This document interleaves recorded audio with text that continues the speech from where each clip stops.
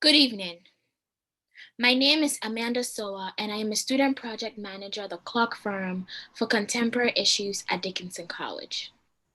When we held the Clock Firm event in person, we took a moment to acknowledge that the land on which we gathered on belonged to indigenous people for centuries prior to European settlement.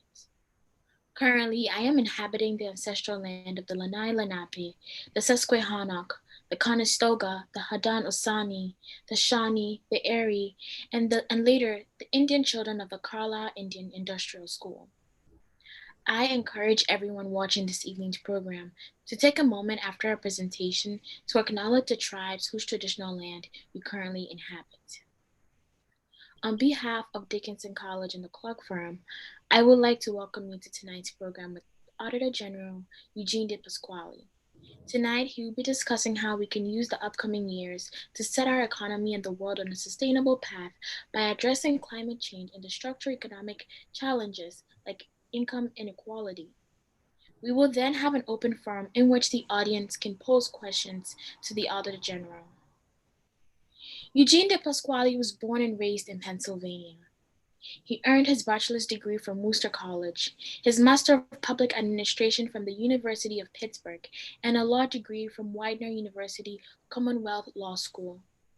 Additionally, in 2016, he was chosen as a fellow for the Hunt Keen Leadership Fellow at the Hunt Institute. In 2018, he also won the Civility and Public Life Award from Allegheny College and the Pennsylvania Chamber of Business and Industry, as well as the Distinguished Alumnus Award from the University of Pittsburgh's Graduate School of Public and International Affairs. Since 2013, Eugene DePasquale has been Pennsylvania's Auditor General, ensuring that all state funds are spent legally, properly, and efficiently. He holds politicians and government agencies alike accountable to Pennsylvania taxpayers. In fact, Auditor General DePasquale was credited for eliminating Pennsylvania's rape kit backlog and identifying $1 billion in misspent or recoverable taxpayer dollars. Prior to this position, he served in the Pennsylvania House of Representatives from 2007 to 2013 for the 95th District, York County. He is currently the Democratic candidate for Pennsylvania's 10th Congressional District. The Clark Firm would like to note publicly that an invitation to speak in a separate open forum was also extended to Congressman Scott Perry, who currently represents the 10th Congressional District. The invitation was declined. There will be a question and answer session throughout this open forum following the program, so please type your questions into the live chat next to this YouTube video at any time. We now welcome Auditor General Eugene DePasquale to begin his presentation. Great, thank you very much. Hi, sorry, we just had a couple technical difficulties there. Eugene DePasquale, and it is an honor to be here with you tonight. Thank you so much. And obviously we're going to be talking about climate change and how it impacts our economy and income equality, and certainly looking forward to not only this presentation, but also the questions afterwards. So really appreciate the invitation and looking forward to it. So as the introduction said, Eugene DePasquale, I am the Pennsylvania Auditor General, and today we're talking about how we rebuilding a fairer, greener, and more prosperous economy after COVID-19, and along the lines, what I think is perhaps the moral challenge of our generation, which is climate change. So for starters, I am gonna, hopefully, so what's at stake? And that is a changing planet. Look, pretty clearly climate change has begun to ravage the planet. We're looking at, there's been a total of 8,320 total fires, 4,267,386 acres burned, 1.8 billion worth of property damage, 8,247 buildings destroyed, and 31 deaths. That's just from the fires. Now, look, I did a special report as Auditor General looking on just the impact to Pennsylvania taxpayers from climate change, severe storms, and what it's done. For example, in southwestern Pennsylvania, which is, for those that may not know, that's the Pittsburgh area, there is usually about 50 million set aside total in Pennsylvania for dealing with mudslides when there's a severe storm and doing bridge and road repair following those mudslides. prior to about 3 years ago, that would usually cover the entire fiscal year for Pennsylvania. Starting about 3 years ago, all of southwestern Pennsylvania would use up that entire allotment by April of the calendar year. So think about that. A total amount of money that used to cover the whole year for the whole state now only covers a quarter of the year on fixing roads and bridges damaged from severe storms in just one part of the state. And so when you look at the fires that are ravaging California, that's obviously getting a lot of national attention, as well it should. But just to know, just even here locally, severe storms and what they do just to our roads and bridges here in Pennsylvania. We also know that income inequality is rising. COVID has clearly taken the curtain off what many of us knew was already happening, and that the American dream is becoming more and more of a challenge for so many. The top 20% of wage earners make 52% of the income. The United States has the highest level of income inequality of any G7 nation. The disparity in median income between Black and white households now is $33,000 a year, up from $24,000 in 1970. So again, heading in the wrong direction. And only and while social mobility, the ability to move up in the world, so to speak, is getting more and more of a challenge. Only 7.5% chance of a child born in the bottom fifth of income distribution will reach the top fifth. Mobility rates differ drastically based on geography. The Midwest and the South have the lowest mobility rates, and that almost always corresponds with lowest educational equality opportunities as well. So now, as I said, when it comes to climate change, it is the moral crisis of our generation. At least I believe that. But having said that, we also need to look at it as an opportunity, where if we address this in a way that helps our environment and our economy and puts Americans back to work at good paying jobs, not only can we lower utility prices, which will help everyone across the income scale, but it'll also help create more blue collar jobs and more people that have technical and trade skills, which again can be more broadly shared throughout our economy. And at the same time, put people that are maybe working lower skill or lower wage jobs back into high wage jobs. Something that maybe would have been considered in the 60s and 70s when the steel boom was going on. Only this time we'd be producing cleaner energy. Now, when I was a state legislator, I introduced what was known as the Alternative Energy Investment Act. It was an act that when I first introduced it, there was only one or two Republican co-sponsors. By the time we signed it into law, it was a very strong bipartisan bill, and it made Pennsylvania a leader east of the Mississippi in wind energy and made us one of the leaders in solar energy in the entire Northeast. And even in our region, Voith Hydro, which is a large manufacturing of hydro equipment in our region, were able to increase jobs. It's that type of thing I think we need to do on a national scale. So half of all electricity right now, or what our goal is, renewable energy is critical to a 21st century economy. The price of renewables are falling as investments in wind and solar grow. Those prices will keep falling. If you actually took away the subsidies of fossil fuels that many of them get, actually wind and solar now would very much beat them in the market. By 2050, renewables will account for 50% of electricity production. My hope is that we can actually do better than that, but at the current rate, that's where we will be. Electric car sales have also increased fivefold between 2014 to 2018. And here's what's critical. When we talk about infrastructure investment, we need to make sure that we're making our grid more reliable and more capable of handling clean energy being produced into it. But when I talk about infrastructure, I also believe that that's got to include more electric charging stations for cars, so more people that can have confidence that if they buy an electric car, they will have the ability to fuel that car. And as you'll see from the chart from 2010 to 2050, how all other fuels pretty much remain stagnant, but you'll see hydro, solar, wind, and other renewables increasing at a dramatic rate. Basically, all the energy increase that is projected to happen in the next 30 years, renewables is projected to be the major energy source for every single one. Now, A moment to rebuild. Prosperity versus sustainability is a myth. The idea that you have to choose between a clean environment or a growing economy is simply a false choice.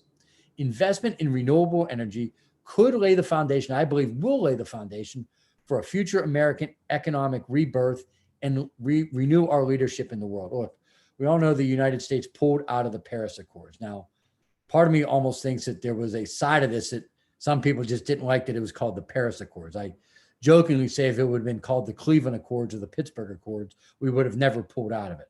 Having said that, we need to renew our world leadership in tackling climate change because there's no way we can make the progress we need for the planet without the United States being a leader. Right now, 11.5 million individuals are now employed in renewable energy worldwide. The sector added 500,000 jobs in 2019 alone. That's with the United States pulling out of the Paris Accords. 32% of the workforce in renewables is women, 10% higher than the overall percentage in traditional energy. Think about that. Renewables, from just an economic standpoint, is already ahead of all other energy sectors. And I believe that is going to become more and more so as time moves on. And then, according to IRENA, adopting renewables creates jobs and boosts local income in both developed and developing energy markets. And another thing that's critical, and that is we look at when we talk about producing cleaner energy. That means what do we get out of that? Cleaner air, cleaner water. It's lower health risks. Right now, the air in South Central Pennsylvania, where we are, is some of the worst in the United States. That leads to higher rates of asthma, even worse allergy rates, more health impacts that go with that. The Susquehanna River is one of the most polluted waterways in the entire United States. That impacts potentially our drinking water, and it also impacts just young people able to recreate in the Susquehanna River. Again, if you have a cleaner source of energy, it will create jobs, this is my point, and will lead to other benefits as well. Lower health risk, more recreation opportunities, cleaner air, cleaner water. It is the definition of a win-win. And at the same time, putting more people back to work, creating blue collar green energy jobs. Now, we do risk falling behind if we don't take action soon. 2/3 of renewable energy jobs at 63% are based in Asia, driven by China's dominance in solar energy. Now think about this.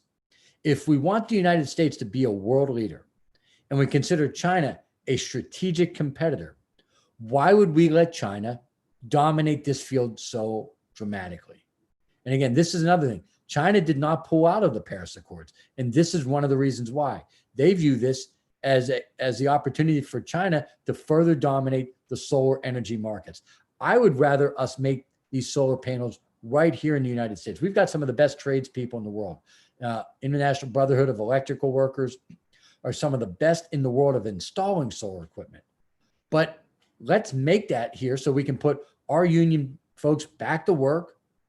We can create those jobs here, and you do it in the manufacturing sector, which means they're going to be high paying jobs. And then we can also make sure that our union workers are then installing these solar panels throughout Pennsylvania and throughout the United States and throughout the world. Biofuels are dominated by countries such as Thailand, Brazil, and Colombia, not the United States. The sector is expected to grow 42 million jobs by 2050.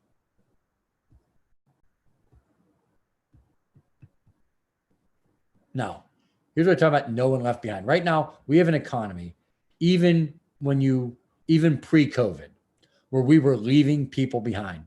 The gap between the haves and the have-nots was growing. The tax code was further working against average, everyday working people. Tackling climate change in the way we're talking about here tonight will also make sure that we're leaving less people behind because we're putting more people back to work in good paying jobs. If we take steps to invest nationally, like we did in Pennsylvania, when I passed the Alternative Energy Investment Act, we can lead this new frontier in energy production. Using policy tools like tax incentives and grants, we can support domestic clean energy industry. diversifying our energy sources provides domestic national security and economic security benefits as well. It is simply, if you think about from a state revenue, Pennsylvania gets we don't overly rely on one source of revenue, whether it be income tax, sales tax, what have you. And so Pennsylvania is able to sometimes weather recessions a little better than some other states that overly rely on one source of revenue. The same thing can be said for energy production. The more we rely on different sources of energy. So as much as I'm a fan of wind and solar, I don't think we should overly rely on just one or the other. I think we've got to have multiple sources of clean energy. That's why I also talk about hydro as well, to make sure that we're not overly relying on any one source. That means if there's a dip in one sector of the clean energy economy, we don't dramatically alter our energy landscape. And there also is opportunity to create jobs across geographic landscapes, rural, suburban, and urban, and also geographically. It could be in the South, Northeast, Midwest, the Southwest, or the West. Clearly, the opportunities are plentiful. And one thing I also talk about with wind, when you're building those dramatic wind towers and the nacelles, which are sort of the things that get the rotors going, transporting those is very expensive because they're huge. So if we do have more wind energy that we're requiring in the United States, there actually will be more wind energy plants because the cost of transporting those items are so expensive that a lot of those wind energy companies will want to be more geographically located across various parts of the United States. Again, it's how you can create an economic rebirth in multiple areas. So that is the end of the slideshow here. I am going to make sure that I can get back to the top here. We okay there? I want to make sure where I can get it to where the Q&A works. So, all righty. Thank you, Eugene DePasquale. That was a very informative talk. I think I learned a lot, and I think our viewers learned too. So right now, my first question to you would be that these are all states, all the changes you're talking about, these are all kind of state level changes. And I was wondering if perhaps how can state level changes also impacts national administrations, and what can it do for national kind of structures to make this more plausible in states that may not have the financial resources to be able to kind of start their own sustainable ways of living? No, it's a great question. First of all, right now we have sort of this piecemeal approach because some states are doing some items and some states are doing others, and there's some states doing nothing. I clearly believe that if we're truly going to tackle this, we've got to have national leadership on this.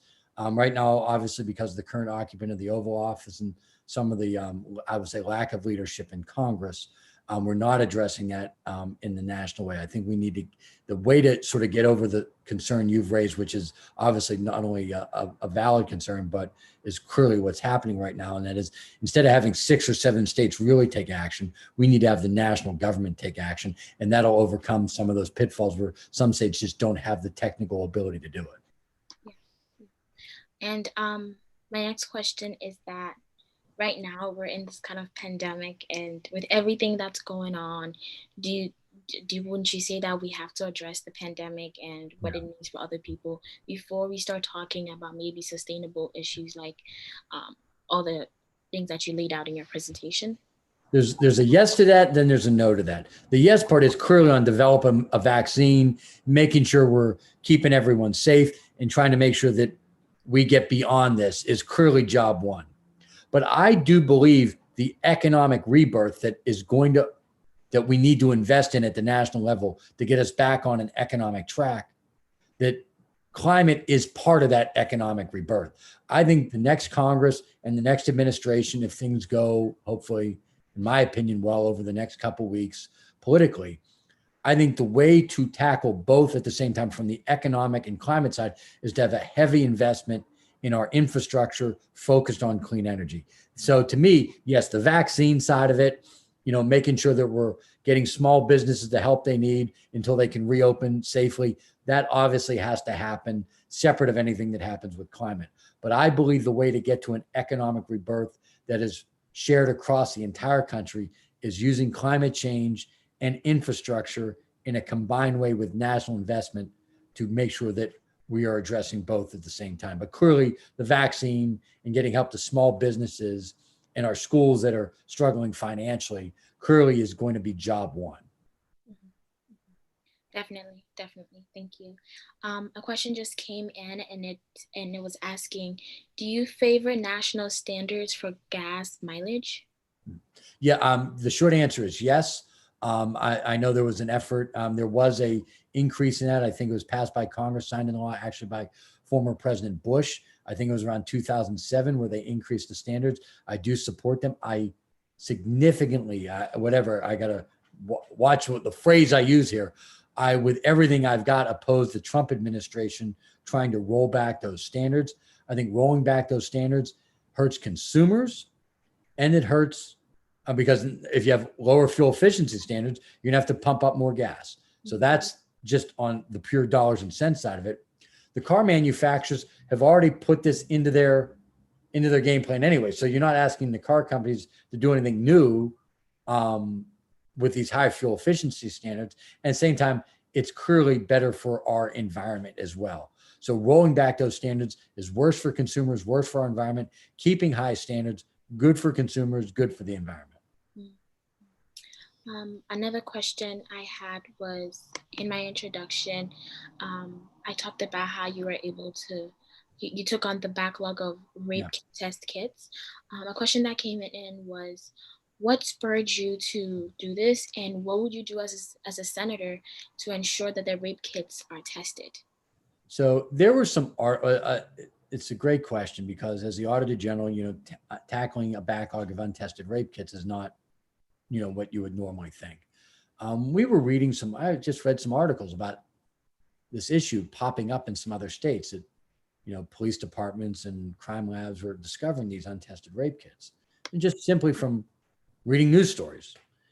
And so I pulled my team together and I said, hey, I'm reading these stories.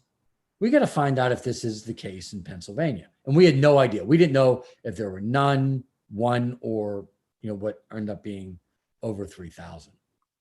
And what we found was there was an issue in the Department of Human Services where police departments were required to submit the number of untested rape kits to the Department of Human Services every year.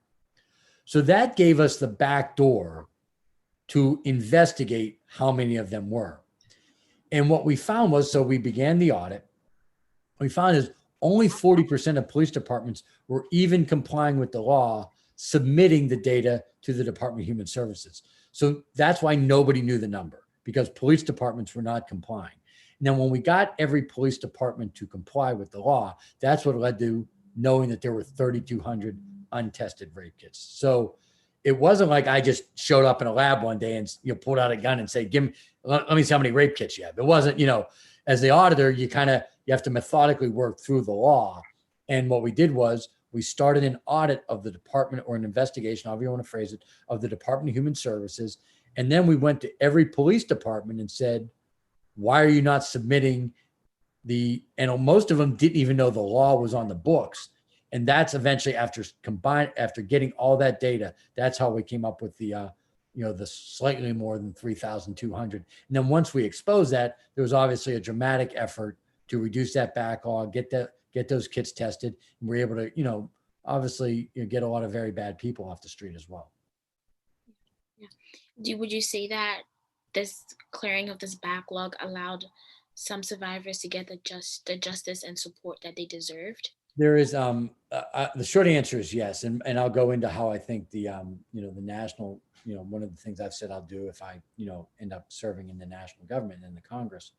I was giving a talk on Memorial Day of 2017. This is after we had made the first real major dent in the backlog, and I was giving a talk it was Memorial Day event at West York High School. My son was in the band and he was getting ready to go to baseball practice because they were in state playoffs. So we were sort of running around, and I wanted to finish my talk and get him to practice.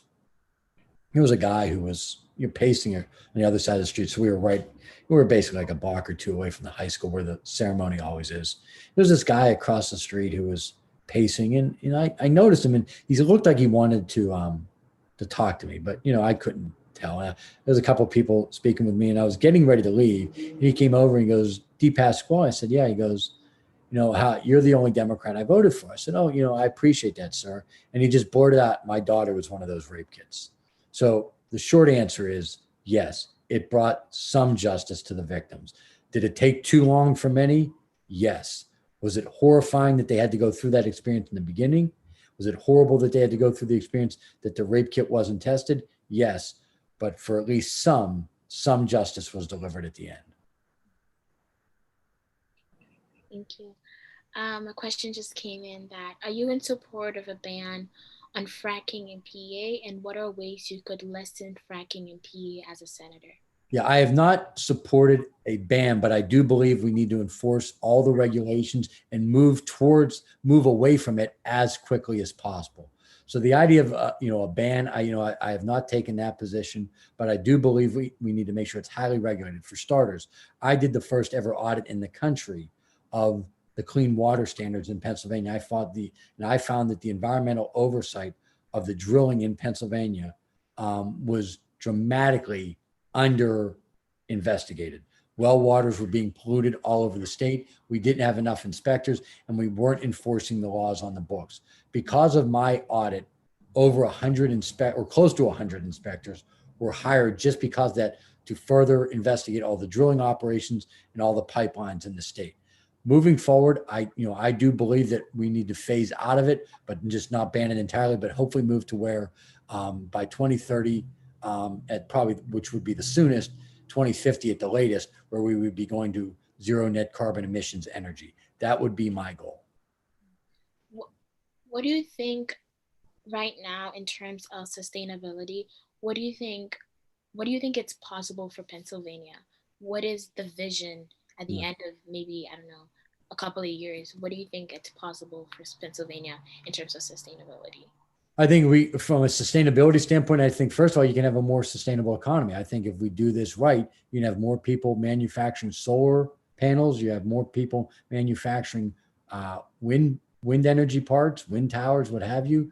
More people making equipment for hydroelectricity. More people repairing our electric grid. Those are great jobs. So just on that, it's a more sustainable economy because that's putting people back to work making sometimes six-figure incomes without even the need for a college degree. You need to be highly skilled, but you don't even need to have a college degree. So it's more sustainable economically. And then the more we're putting that clean energy into our grid, the more we're just going to have cleaner energy. Or cleaner air. That's good for everybody. That's more sustainable. And our water is going to be cleaner as well. It's just going to lead us to being healthier as a society. And that's obviously more sustainable as well. Yeah. Um, this is a bit of a different question, but are you willing to support House Bill 1382, which appoints a special prosecutor in police deadly force cases? And the bill was sponsored by Brian Sims in 2019. Oh, that's a state house bill. So I mean, I don't know much about that, but it seems like, look, I want to say this without knowing much about the details of the bill, that we have to hold police officers accountable that do harm to civilians. We saw the George Floyd situation, obviously. We know that's not isolated. So we need to make sure that officers that do that are held accountable to the fullest extent of the law, and that we remove what is known as qualified immunity, so that when they are removed from that position, they can't go get a job as a police officer in another department. So without knowing all the details about that legislation, but I do support holding those officers accountable and making sure that if they do something like what happened to George Floyd, they're not able to get another job as a police officer ever again. Yeah. Thank you. Thank you. Thank you for clarifying that it was a House Oh, bill. no, that's fine. Thank you. Uh, um, uh, how would you, in terms of like the George Floyd event and police brutality and racism, there's also an aspect of environmental racism where certain communities that are low income or are filled with Black or brown people of colors sometimes tend to get the butt end of all the kind of environmental injustices that exist.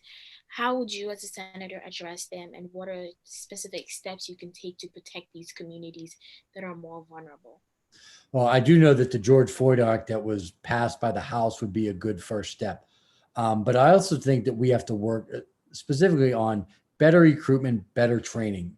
What I mean by that is, when I was growing up, most of the officers were actually from the city. Now, almost every officer in Harrisburg and York in particular don't even live in the city.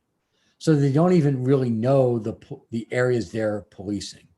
And so we've got to find a way to, in a sense, reintroduce police officers back to the community so the community can have the trust that the officers have their back and vice versa. That will lead to a more just society, also lead to safer communities. But we've got to find ways to rebuild that trust, which means getting police officers to better know their communities.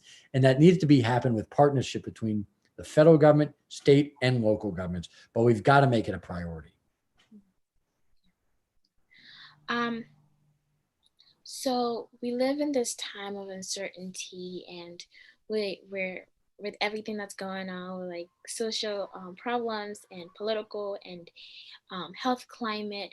How would you kind of envision your leadership? What do you think, as a leader, you can do to inspire your people? As a leader, you can do so we don't kind of have these problems again, and structurally, what can we do to prevent this from happening again? I know this is kind of a hard question, Yeah. but Yeah. yeah. I think you, first of all, you lead by example. Yes. You are your deeds. And so we can all be better people. We all fail every day. We can all always be better. So this is more along the lines of, what type of life are you living? Now, I can get up here and give you the greatest talk in the world and then go back, go wherever and start becoming an awful human being. I'd like to think I'm a good person, but I know I make mistakes every day. And so I think part of it is just trying to practice what I preach. And and so, for example, I became the first state legislator to post my expenses online because I thought it was important to symbolically show the public I was willing to let them know how we were spending their money. But beyond that, it's also important to be smart with the money. So it's not just the symbolism, but it's also the deed. And so that's like my campaign for Congress. You've seen a lot of ads talking about what my life has been like and some of my experiences growing up, as small business family, bussing tables, being a janitor in college, even though I was playing baseball and football, having I'm the only child of a convicted felon in statewide office in the United States. My dad was wounded in Vietnam, eventually addicted to painkillers, and eventually incarcerated. Having a brother, when I was a freshman in high school, we found out that he had muscular dystrophy and that we were never able to have health insurance for him. And when he passed, it was obviously emotionally devastating, but it was also financially devastating.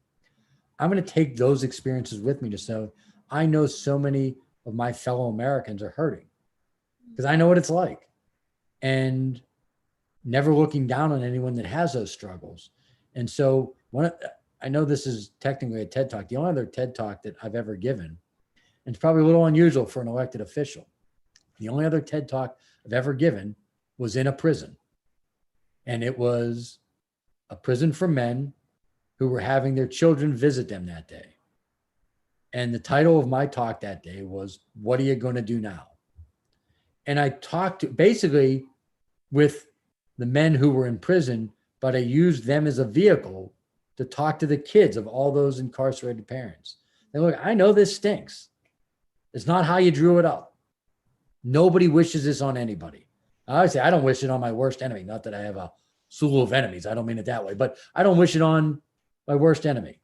Having your parent incarcerated, going there every Saturday or every other Saturday to visit your parent. But I try to at least show them how I overcame some of those challenges and how they can as well. And so it comes back to, I think you gotta try to do the best you can to do the best you can, and then let the words follow. Thank you. That was a very well put out answer. And I am sorry about your dad and your Oh, brother. He's actually out now doing well. I actually think in a weird way, prison saved his life. But obviously my brother, it's a whole different situation. My dad had to actually come to the funeral in shackles because he was still incarcerated when he passed. Um, just a break from all of this, we have a question in the chat that is asking about a report on Penn Live, which was talking about why all government entities allow the development of pipelines transporting volatile fuels in close proximity of human housing and businesses. Yeah, that was one that I was highly cool. Whether you're pro or anti pipeline, the idea that they are allowing zoning, local zoning, to be violated and allowing those to go near homes and schools is clearly, in my view, unacceptable.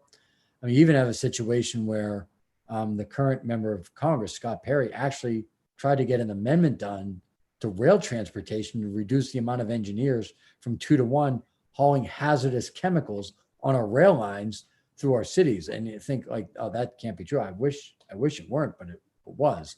We need to be keeping these chemicals away from homes and schools and actually places of population. Like again, whether we are pro or anti this stuff. I've even told some of the trade groups that build these pipelines, I said, keep it away from the schools. You actually get more jobs out of it because you'll need more pipeline anyway. But it's been a frustrating issue for me, to be sure. Yeah, yeah. Why do you think usually people just go to the human houses? Why do you think I mean, they're putting people at risk, and it's going to cause more problems for the state in Yeah. terms of health Yeah. issues. So it seems as if it's kind of cascading into more difficult problems for the state at the end of the day, even worse for the people themselves. So why? You are, oh, sorry. But why do you think how are these decisions made, and why are they made? You are spot on. All these things are going to create and have created more expensive problems down the line. It is what my grandmother taught me years ago: penny wise, pound foolish. And that is, they do it because that's the cheaper way to do it right now, without thinking about the broader health and economic consequences that are clearly going to come from doing it. So it's what my grandmother taught me when I was a little kid: penny wise, pound foolish. She also said, of course, now nobody talks about it in the world of pennies. That's how I'm getting old. But my grandma said, penny saved, penny earned. Now nobody, I mean, the value of a penny isn't, what it used to be. But it is that point of like, you want to spend it, you want to pay now or pay later. Mm-hmm. And the way we're doing it now will only create greater costs down the line. And again, keeping it away from people is, to me, critical. So this is back to the prison talk, but this is more in terms of prison reform. How do you feel about prison reform, and can you talk more about your plan and how you're going to navigate prison reform in terms of even the coronavirus, and in terms of social other social aspect outside of the virus? A couple of things. First of all, in part of any criminal justice reform needs to be reforming sentencing for nonviolent actors.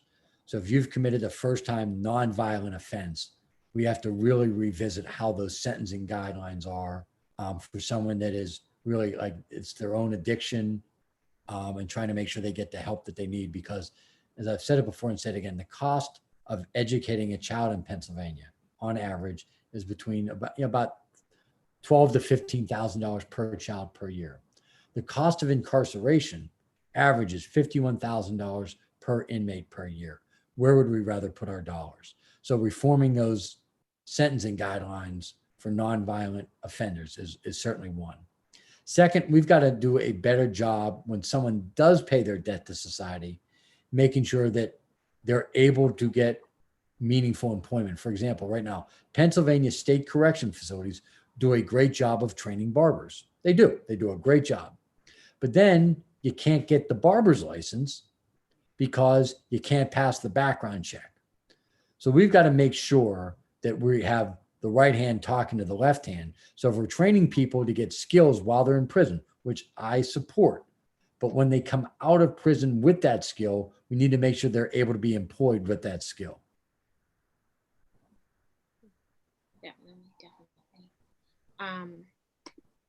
This is just, we don't have any more questions, so this is just a general question, but you're an Auditor General since 2013, for 7 years. What made you switch to run for the Congressional District?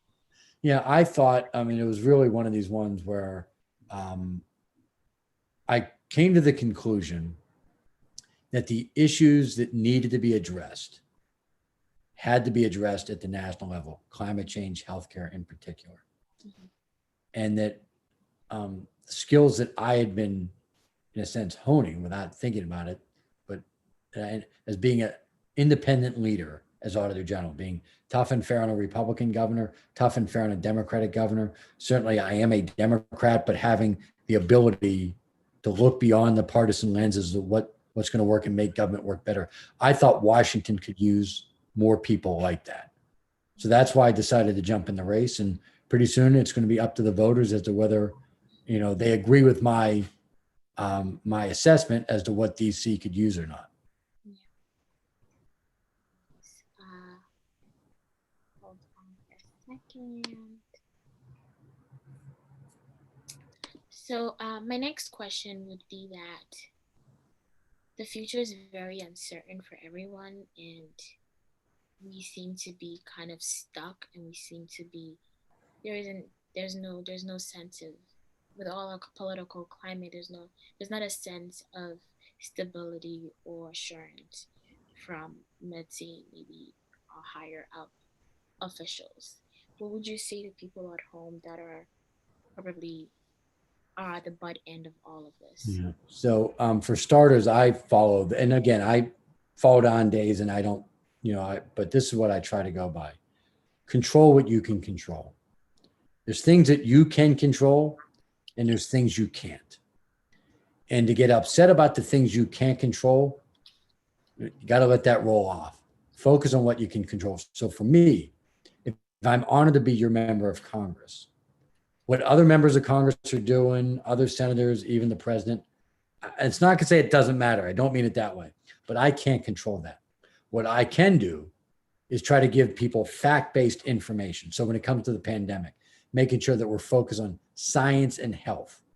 When it comes to wearing masks, I think it should be called physical distancing, not social distancing, because I think it's, I don't like the term social distancing because I think we all need human interaction. We all crave it.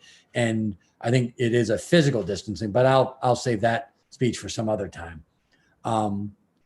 But helping our region through it by presenting consistent scientific and health data so that we can overcome this virus and go back to some semblance of normal. That would be one area that I would do, regardless of who's in the White House, regardless of what the rest of the Congress is doing, is presenting that information to this region as your leader in Washington, D.C. Thank you, thank you, thank you. We just got a question, and it was asking, what would you do to stop warehouses? What would you do to stop from taking warehouses from taking over in certain areas in PA, Cumberland County specifically?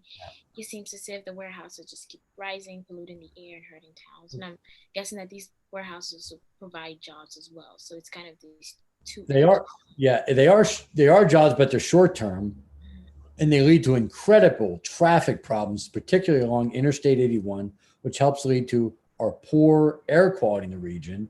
So it makes our roads less dangerous, puts more wear and tear on the roads. And yes, there are construction jobs when they're built, but they're short term. The best way to address that is to have the local governments reform their zoning ordinances before the construction starts. Because once somebody buys the land, begins construction, and if it's zone industrial or what have you, you're going to lose that battle. A lot of these local governments need to do a better job of reforming their zoning ordinances before the construction begins, because it has made Interstate 81 way too congested. The wear and tear from the trucks is way too much, and we've lost so much farmland along Interstate 81 as well, and our air quality has suffered as a result as well. This kind of segues into another question that I'm thinking about, is which is part of the sustainability vision that you have for PA, and it's how do we manage progress and sustainability? Because I think one of the things that has come in par with progress is that progress seems to have these kind of negative impacts on the society, but they look good for the time being. And then in the end, we realize that they're bad. So how do we, as things get created, as technology improves, how are we going to balance these two, like progress and making sure that our environment is safe for future generations? I think you have to set goals on where we want our air quality to be and the type of clean energy we want to have, but then also continue to readjust those goals as science, tech, and technology allows us to get better faster. So not become wedded to whatever our goal is now, but setting those goals out and having monitors, like monitoring where are we on air quality, where are we on water quality, and just having consistent tests on that to make sure we're meeting our goals. And if we're not, find out why and what you need to do to improve it. Yeah. Okay. I got a question. How do we mitigate and plan for climate resiliency? Like, Climate facilities, you said? no, I'm sorry, climate resiliency. Like, Oh, climate resiliency. Yes. sorry, Um, that's a, what? Yeah. yeah, that is admittedly for me that I will say this, there are probably people way better at explaining this one, but I do know this, that if we don't do a better job of mitigating human impact on the environment, all of us are going to suffer. So what the goal is at the end of the day is mitigating, not ending, but mitigating human impact on the planet. That's what our goal needs to be. In doing that, from just having, living more sustainable lives and having more sustainable energy will both be a part of that. Thank you. Um, Another thing, back to the coronavirus. There seems to be some sort of rise in the coronavirus rates in PA, and I'm asking this in terms of Medicare and healthcare, and in terms of that, is Pennsylvania going to expand it as we go on in this climate? Because there are some people that have been negatively affected and do not have Yeah. sort of the health care they need to be able to um, get the care and get the safety that they need. Yeah, So Pennsylvania, along with 36 other states, are now seeing cases back on the rise again. And this is, as many had predicted back in the spring, that this, whether you want to say whether it went away or a second wave, however you want to phrase it, clearly 37 states, Pennsylvania being one of them, are seeing a rise in cases. So this is a problem. My health plan is to be on the simple side of it is, if you like your private plan, you keep it, give everyone the ability to buy into Medicare. If you can't go do either, then to automatically enroll you into Medicaid. That to me is a way to get everyone health insurance in a plan that people want, but it's clearly now a public health risk when people don't have health insurance, because if they have, symptoms of COVID, but they don't have health insurance, they're going to hesitate going to get the care they need. And then that further leads to either something bad happening to them or them spreading the virus even further. yeah, thank you for that. A question just came in and it was asking, what can you do in your own small way as a senator to reset the country from our current crisis, COVID, massive unemployment, losing ground diplomatically, and how we're viewed by the rest of the world. I think being a voice for the region, talking about the small businesses that are hurting, that need to get the direct relief, talking about the people that through no fault of their own are unemployed. Even some of the business owners that I've met on the campaign trail that don't have health insurance, even though they own a business, and bringing those stories with me to Washington, D.C., to basically say is we owe, in every single district in the country will have very similar stories, and we owe it to them to get them the help they need while also trying to get a vaccine done so we can start to move beyond this. Yeah. Anyway, um, in terms of like, get this question out. Um, in terms of small businesses and in terms of family businesses, there's a growth in family businesses, small businesses in PA. And how do you think it affects? Oh wait, how would you think it would affect voters, and how how will you vote? Just how would you? Sorry. my mind is muddled. But how would you help these small businesses kind of stay afloat in this time? Yeah, there's actually legislation right now called the Restaurant Acts, which is something I've said I would support, which is so many of these restaurants, because of the seating capacity issues, not allowing people to seat at bars, that are trying to do the right thing by shutting down portions of their business, which is hurting them economically. I think the federal government should be getting them direct help. That's A.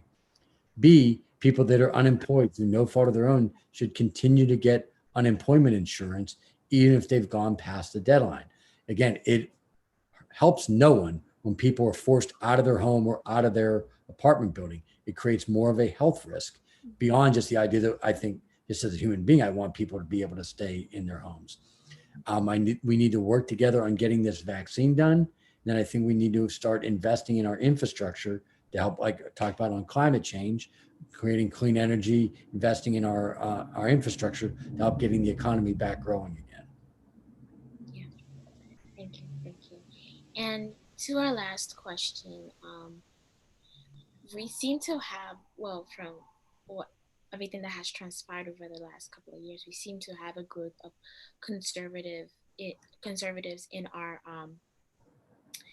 conservatives in our parliament, in our government, as a parliament, in our government. And I was wondering, how would you work with conservatives and maybe people that have different opposing views other than yours? Yeah. Look, I think we've all got to do a better job of listening. We all have to do a better job. One of the things that I've said is that I'm going to join, if I'm elected, the Problem Solvers Caucus. And the Problem Solvers Caucus is, you have every congressional term, you have to have an equal number of Republicans and Democrats, and you meet every Tuesday and you go over stuff that we can work together to fix. And I think it's by finding areas of common ground, which there are some. Sometimes you have to acknowledge there's going to be areas that we're never going to bridge that divide. And you just have to recognize that. And when those areas happen, I think it's important to have a debate on the merits and not make it personal. Yeah. Um, well, before we close up, what would you want the audience members to walk away with as they go to the polls in a few weeks? Well, I've had a challenging life, Mm. but that challenging life, I think, has made me a stronger leader. And I'm going to use all of those tools at my disposal to help our region and our country get back on track. When it comes to improving our healthcare system, lowering the cost of it, making sure everyone has health insurance, tackling climate change like the moral crisis it is, and making sure that our economic prosperity, that everyone's got a fair and equal fight to be a part of that future prosperity. And the one thing I said before, and I'll say it again, some people, not everyone will agree with me on everything. That no, anyone that says I agree with you on everything, I get worried about that person. Like, who is that person? Sometimes I disagree with myself. But the one thing I want everyone to know is that no one will work harder for you. So as you go to the polls, understand you've got challenges. I get it.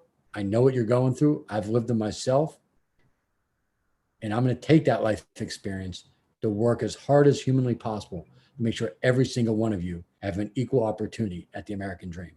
And I'm looking forward to the challenge and the opportunity. Thank you so much, Auditor General Eugene DePasquale. Thank you to our audience for listening and for your questions. Have a good night and have a great weekend. Thank you, Amanda. You were great. Thank you so much. You're welcome, sir. See ya. Bye-bye.